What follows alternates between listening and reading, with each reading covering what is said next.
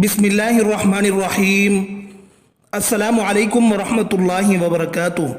हज़रत मैमुना रज़ी अल्लाह अन्हा कहती हैं कि एक दिन नबी सल्लल्लाहु अलैहि वसल्लम मर्दों और औरतों के सफ़ों के दरमियान खड़े हो गए और कहा, ऐ औरतों की जमात, जब तुम इस हबशी की आज़ान और इकामत सुनो तो तुम भी उसी की तरह कहना, क्योंकि हर लफ्ज़ के बदले तुम्हारे हज़ार हज़ार दर्जे बुलंद किए जाएंगे। तो हज़रत उमर रज़ी अल्लाह अन्हु ने कहा, यह तो औरतों के लिए है, मर्दों के लिए क्या अजर है? नबी सल्लल्लाहु अलैहि वसल्लम ने फरमाया, दुगना अजर है ए उमर। फिर आप सल्लल्लाहु अलैहि वसल्लम औरतों की तरफ मुतवज्जे हुए और फरमाया, अगर कोई औरत अपने शौहर की इताअत करती है, उसका हक अदा करती है, उसकी अच्छाई बयान करती है और अपने नफ्स और उसके माल में खयानत नहीं करती, तो जन्नत में उसके और शुहदा के दरमियान सिर्फ एक दर्जे का फ़र्क होगा।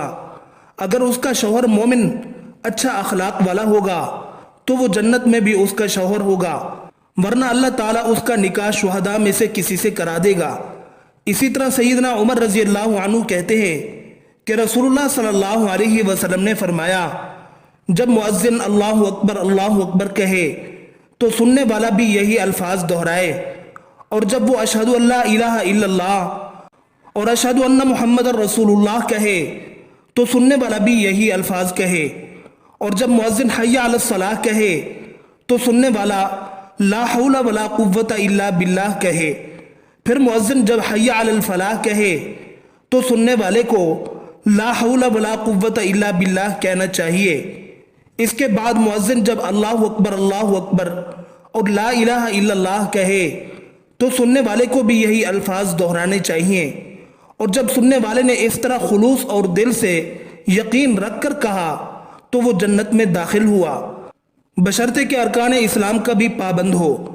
हज़रत अब्दुल्ला बिन आमर बिन आस रज़ी अल्लाह अन्हु फरमाते हैं, फरमाया रसूलुल्लाह सल्लल्लाहु अलैहि वसल्लम ने, जब तुम मुअज्जिन को सुनो तो तुम भी वही अल्फाज कहो जो वो कह रहा है, फिर मुझ पर दरूद भेजो, क्योंकि जो मुझ पर एक दरूद भेजता है अल्लाह उस पर 10 रहमतें नाजिल फरमाता है। फिर अल्लाह से मेरे लिए वसीला मांगो, वो जन्नत में एक दर्जा है जो अल्लाह के बंदों में से एक ही के मुनासिब है। मुझे उम्मीद है कि वो मैं ही हूँगा।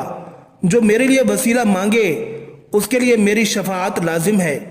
उलमा ने फरमाया, शफाअत के वाजिब होने में खात्मा बिल खैर की तरफ इशारा है।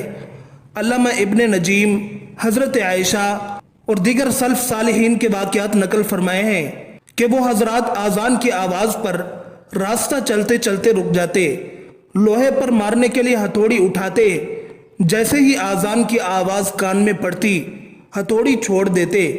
इसी वजह से उलमा ने लिखा है, अगर तिलावत कुरान में भी लगा हुआ हो, जब आज़ान की आवाज़ कान में पड़े तो तिलावत मौकूफ़ करे और आज़ान का जवाब दे। हज़रत अली रज़ी अल्लाह ताला अन्हु के मुतालिक नकल किया गया है कि जब नमाज का वक़्त आता तो चेहरे का रंग बदल जाता, बदन पर कपकपी आ जाती। किसी ने वजह पूछी तो इरशाद फरमाया कि उस अमानत के अदा करने का वक़्त है जिसको आसमान और ज़मीन उठा न सके, पहाड़ उसके उठाने से आजिज़ हो गए। मैं नहीं समझता कि उसको पूरा कर सकूँगा या नहीं। हज़रत अब्दुल्ला बिन उमर रज़ी अल्लाह अन्हु एक मर्तबा बाजार में तशरीफ फरमा थे कि जमात का वक़्त हो गया।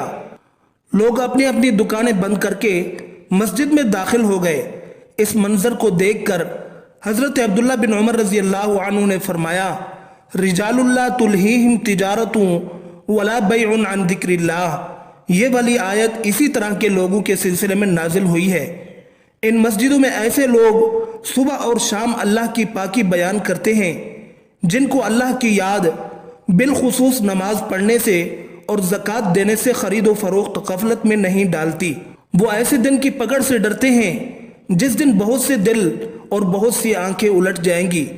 हज़रत अब्दुल्ला बिन अब्बास रज़ी अल्लाह अन्हु जब आज़ान की आवाज़ सुनते तो इस कदर रोते कि चादर तर हो जाती, रगें फूल जाती, आंखें सुर्ख हो जाती।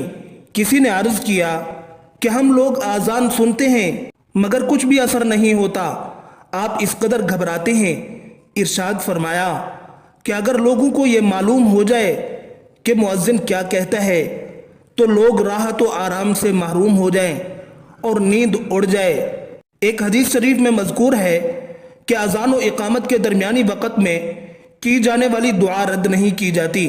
اس لیے اس حدیث کی روح سے اگر اذان کے بعد مسنون دعا اور درود شریف کے پڑھنے کے بعد اقامت تک اپنی کسی حاجت کے واسطے جو بھی دعا مانگی جائے اس کی قبولیت کی زیادہ امید ہے۔ اذان کے بعد دعا کی یہ بھی فضیلت ہے کہ نبی کریم صلی اللہ علیہ وسلم کی شفاعت نصیب ہوگی۔